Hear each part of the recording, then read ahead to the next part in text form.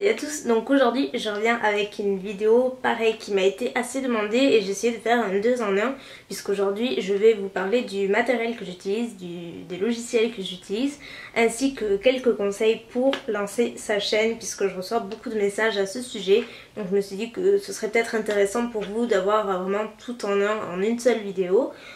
Sachant que je ne me considère pas avoir des conseils précieux, mais peut-être avec mon expérience ça peut peut-être vous aider. Donc je vais commencer avec le logiciel, avec le matériel que j'utilise. Donc si vous me suivez, vous savez sûrement que j'ai changé de caméra. Donc maintenant j'ai un réflexe, c'est un Canon EOS 650D. Ce qui est très bien avec ce réflexe, c'est qu'il a le retour vidéo, donc je peux me voir sur le cadran. Donc ça c'est hyper pratique pour tout ce qui est tutoriel et tout, on voit vraiment ce que l'on fait. Et je vous conseille vraiment au niveau de l'équipement, si vous voulez commencer à acheter une caméra, pas forcément un réflexe, ça coûte assez cher. Moi j'ai commencé avec une caméra, un caméscope normal, mais vraiment d'avoir, assurez-vous d'avoir le retour vidéo, ça va vraiment vous faciliter la vie au niveau des vidéos. C'est vraiment un critère je trouve assez important. Si vous faites des tutoriels, c'est vraiment, vous allez voir, ça facilite la vie. Donc j'ai ce réflexe là, j'ai également un trépied donc, qui est réglable sur 3 hauteurs, donc que j'utilise là. Donc si vous voulez je vous mettrai tous les liens dans la barre d'infos du matériel que j'utilise. Donc moi j'ai tout acheté sur Amazon, j'achète beaucoup sur Amazon, que ce soit les livres ou tout ce qui est un peu technologique, j'aime beaucoup. Puisque la livraison est toujours gratuite, enfin en tout cas moi j'ai un compte premium et du coup la livraison est toujours gratuite, les retours sont gratuits et on est remboursé en un temps assez record. Donc c'est vraiment hyper bien, Amazon je vous le recommande. J'utilise également, donc là c'est le grand trépied, sinon lorsque je filme sur ma chaîne beauté en fait, je me mets sur ce meuble que vous voyez derrière et j'ai pas besoin du grand trépied, donc j'ai un petit trépied comme ceci. Donc qui est un tout petit trépied, donc qui ne paye pas de mine comme ça, mais c'est franchement suffisant pour ce qu'on n'a pas besoin d'une grande hauteur. Donc pareil, je l'ai acheté sur Amazon dans les 8 ou 9 euros je crois, donc voilà, c'est un bon trépied. Et j'ai également acheté une télécommande. Donc ça je regrette un petit peu, surtout que j'avais payé super cher et voilà je regrette parce que j'arrive pas à m'en servir ou voilà j'ai pas l'habitude encore.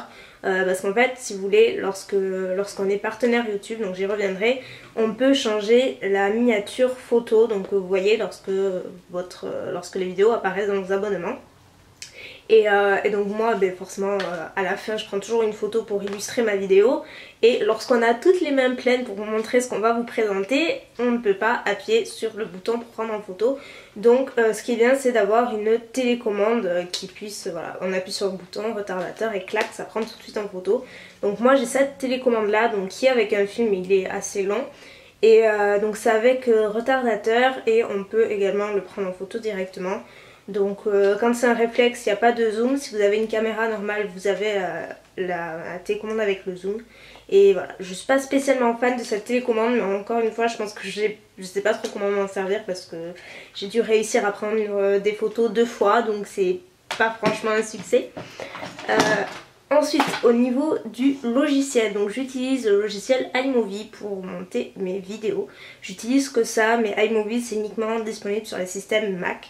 Donc moi j'ai un iMac et un MacBook, donc je monte mes vidéos avec ça. Sinon je ne connais aucun autre logiciel de montage sur Windows. Voilà, si vous connaissez n'hésitez pas à partager, je pense que ça en aidera plus d'une, mais voilà, je sais vraiment pas sur Windows. À l'époque je faisais avec Windows Movie Maker je crois, donc c'est vraiment le truc hyper basique, mais quand vous commencez c'est bien de commencer avec du basique justement. Et pour mon réflexe j'utilise également l'objectif, le 18-55 mm. Voilà, j'ai que ça en objectif, j'aimerais m'acheter le 18-135 qui zoome beaucoup plus pour les tutoriels, c'est le top, mais bon il coûte un petit peu un bras donc on va attendre un petit peu. Et voilà, c'est tout ce que j'utilise pour le matériel, j'ai pas de lumière artificielle ou quoi que ce soit puisque j'ai la chance d'avoir une luminosité assez bonne, voilà, mais pour le moment j'en ai pas vraiment besoin. Donc c'est à peu près tout ce que j'utilise et c'est quand même déjà pas mal. Donc on va passer plutôt aux conseils pour débuter sur YouTube. Donc oui, je me suis un petit peu tout noté parce que j'ai trop peur d'oublier des trucs. C'est pas des conseils de fou, je vous dis tout de suite. Donc tout d'abord ce que je vous conseille si vous débutez sur YouTube, ça peut paraître logique, mais en même temps c'est vraiment la base, c'est d'avoir un bon équipement. Donc je vous parle pas d'avoir voilà, la lumière artificielle, le super réflexe, le trépied de 3 mètres, enfin non, voilà, je vous demande pas ça du tout, c'est juste d'avoir voilà, une caméra qui puisse avoir une bonne qualité, une qualité au moins de base pour bien voir, puisque la première chose qu'on voit lorsqu'on clique sur une vidéo c'est la qualité. Et voilà, si on a du mal à discerner les couleurs, même le visage, parce que parfois c'est très pixelisé, c'est pas très joli, donc voilà, investir dans une bonne caméra si vous êtes sûr de vraiment vouloir faire voilà, des vidéos sur YouTube.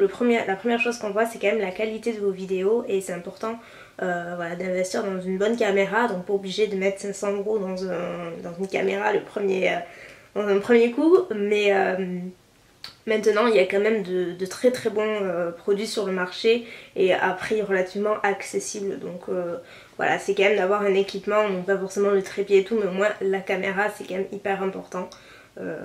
Voilà, je pense que c'est ce qu'on voit toutes. Lorsqu'on veut regarder des vidéos, on s'attend quand même à avoir une qualité sympa, et c'est vrai que c'est quand même agréable pour la personne qui visualise, qui regarde vos vidéos. Donc toujours du côté équipement, on va dire, c'est de vous trouver un coin sympa où surtout il y a une bonne luminosité naturelle. Mes toutes premières vidéos, je les filmais dans ma salle de bain. Je me rappelle, dans ma salle de bain, il y a juste une petite fenêtre tout en haut qui est vraiment toute petite, et donc je filmais mes vidéos là. Donc là, bon, la qualité de vidéo était pas super, mais je filmais avec un appareil numérique et voilà, j'avais pas forcément l'intention de continuer sur YouTube. Il s'avère que maintenant j'ai pas mal avancé, mais je filmais dans ma salle de bain et la luminosité était juste horrible quoi, c'était vraiment horrible. Donc je vous conseille vraiment de vous mettre face à une fenêtre ou une porte ou ce que vous voulez, où vous avez vraiment une bonne luminosité. Vous allez voir que ça change tout au niveau de l'ambiance du résultat que vous verrez en vidéo. Ensuite on me demande assez souvent qu'est-ce que je dois faire en première vidéo. Voilà, j'ai envie de lancer ma chaîne mais je ne sais pas quoi faire en première vidéo, qu'est-ce qui attire l'œil, etc. Donc j'ai pas vraiment d'avis là-dessus, c'est vrai que c'est assez délicat. Moi la première fois je vous dis j'avais tout fait de travers, mais quand on ne sait pas forcément, ben voilà, ça m'a pas empêché d'avancer, de progresser, et voilà. Mais la première fois j'avais fait un tag, donc c'est pas forcément ce que je vous recommande puisque ça intéresse personne en général. Donc je vous déconseille les tags, surtout les tags assez personnels. Quand ça parle beauté, ok, mais après enfin, moi j'avais fait un truc totalement débile et voilà, forcément ça n'intéressait personne, et logique. Donc je me suis notée pour une première vidéo deux possibilités. Soit une introduction de vous, vous parlez un petit peu de vous, de ce que vous comptez faire sur la chaîne, de ce que vous aimez au niveau des marques, des goûts, tout ça. Voilà, parler un petit peu de vous, mais pas quelque chose de 15 minutes non plus. Soit un tutoriel également, au moins ça permet de voir aux futurs abonnés, de voir ce que vous savez faire, de voir ce que vous aimez faire aussi, de quelle façon vous le faites. Ça peut être, je pense que ça peut être une bonne idée également, ou un tag également, mais vraiment un tag ciblé beauté, genre les tags qui circulent vraiment par période, ça peut être pas mal aussi. Et là c'est un point où je tiens à insister, c'est si vous souhaitez vous lancer sur YouTube, faites-le pour les bonnes raisons. Alors, je m'explique, je ne vais pas y passer 30 ans, mais c'est un point que je tenais vraiment à souligner, parce que vous n'imaginez pas le nombre de messages que je reçois en me demandant comment faire pour recevoir des produits gratuits. Donc vraiment, on voit vraiment les personnes intéressées, et il y en a de plus en plus sur YouTube et c'est juste de la folie. Donc faites-le pour les bonnes raisons, faites ça que pour recevoir des choses gratuites. Déjà, ça n'arrive pas du jour au lendemain. Et voilà, je trouve ça assez malhonnête, donc faites-le pour les bonnes raisons. J'avais notamment reçu une fois, j'ai carrément halluciné, un message d'une jeune fille qui voulait donc s'inscrire sur YouTube, recevoir donc des produits gratuits, donc de très bonnes marques, je tiens à préciser, mais elle ne voulait pas apparaître en vidéo, donc voilà, elle voulait savoir comment faire. Donc voilà, on a vraiment l'exemple type de la personne intéressée. Donc ne faites pas comme ça, je vous assure que soyez honnête, naturel, et vous allez voir, ça va venir tout seul. Ensuite, qu'est-ce que j'ai noté? Donc pour se faire connaître, parce que là aussi c'est quand même un point important, je reçois je sais pas combien de questions à ce sujet. Donc pour se faire connaître, c'est vrai que c'est assez dur, il faut beaucoup de temps, il faut beaucoup de patience, et ça viendra. Moi je n'ai absolument rien fait, j'ai commencé il y a donc 2 ans, un peu plus de 2 ans maintenant. Et j'ai vraiment rien fait du tout, je suis restée des mois et des mois avec 20 abonnés et voilà, enfin, écoutez, il faut de la patience quoi. Si on aime vraiment ce qu'on en fait, vous allez voir que ça paiera. Et ce qui est important, et je vais y revenir par la suite, c'est de se renouveler en fait. Donc je parle pas de renouveler le matériel tous les 2 mois, mais juste de faire des efforts dans la présentation de vos vidéos, de faire des présentations de soi-même aussi, d'être assez apprêté, de faire des montages plus ou moins sympas, de faire vraiment des progrès et s'investir au maximum. Je trouve ça assez important. Je pense que quand on regarde mes vidéos depuis le tout début jusqu'à maintenant, on voit une progression, on voit vraiment que la progression est quand même assez énorme par rapport au début, mais c'est normal. En même temps, voilà, il y a eu des années entre temps et ça se fait pas du jour au lendemain. Donc voilà, et pour se faire connaître, je vous conseille également d'être active en fait sur YouTube ou sur les réseaux sociaux, c'est-à-dire commenter si vous suivez, parce que j'imagine bien que vous suivez de nombreuses youtubeuses, commentez régulièrement, essayez d'être active sur les réseaux sociaux si vous y êtes inscrite et vous allez voir ça va vous amener du monde. Donc pas forcément venez voir ma chaîne blablabla, la pub intempestive, non. Je voulais vraiment des conseils parce que ça agace les gens et ça a tendance à faire l'effet inverse, c'est-à-dire qu'ils ne vont pas venir donc ça ne vous fera pas de pub. Mais vraiment être active et le faire de façon naturelle et vous allez voir que ça va vraiment venir. Moi je pense qu'au début, je ne l'ai pas fait dans cette optique-là. Mais voilà, je suivais des youtubeuses françaises et tout, et américaines, mais je commentais surtout les françaises. Et puis voilà, petit à petit, il y a des liens qui se créent entre les abonnés et les youtubeuses parfois.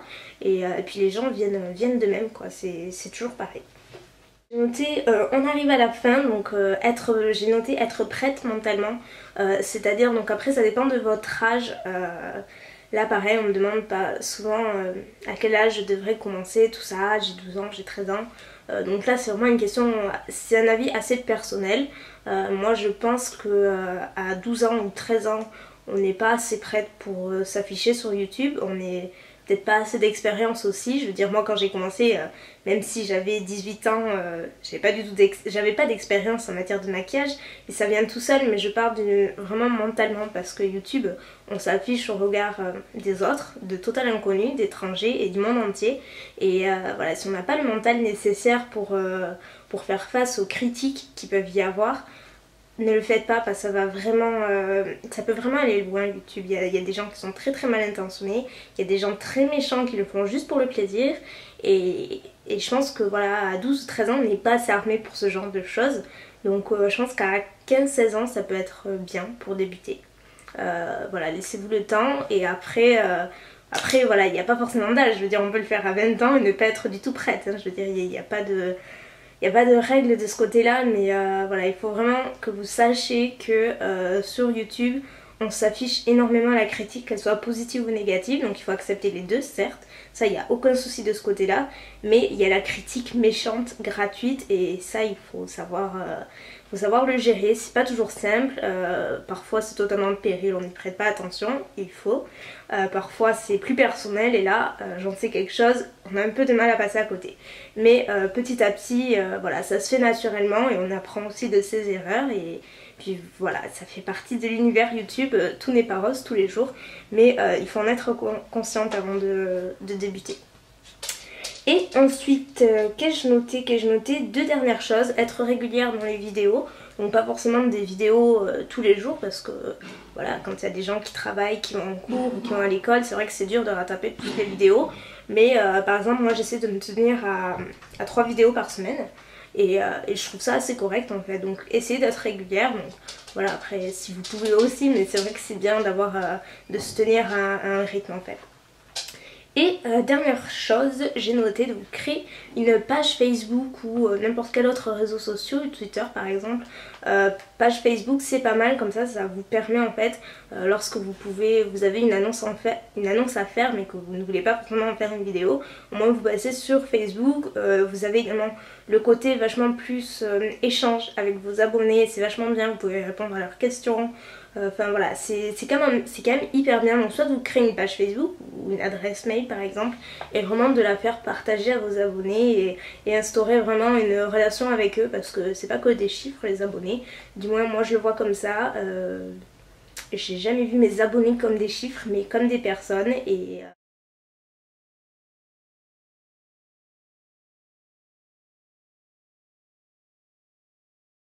parce que c'est quand même grâce à eux que vous allez avoir plus de confiance, que vous allez progresser et encore une fois ça va se faire tout seul. Donc surtout ayez beaucoup de patience et voilà, c'est à peu près tous les conseils que je voulais vous donner. Je pense avoir fait le tour, c'est vraiment les bases. C'est du basique mais en même temps voilà, il faut peut-être y penser et voilà, je crois que c'est tout. Donc bah, écoutez, si vous avez des questions comme d'hab, n'hésitez pas, je suis là et je vous fais plein de bisous. Bonne chance si vous commencez votre chaîne. Voilà, ayez du courage et surtout ne vous laissez pas abattre. Tout vient à point, à qui sait attendre comme on dit. Donc plein de bisous et à très bientôt. Bye.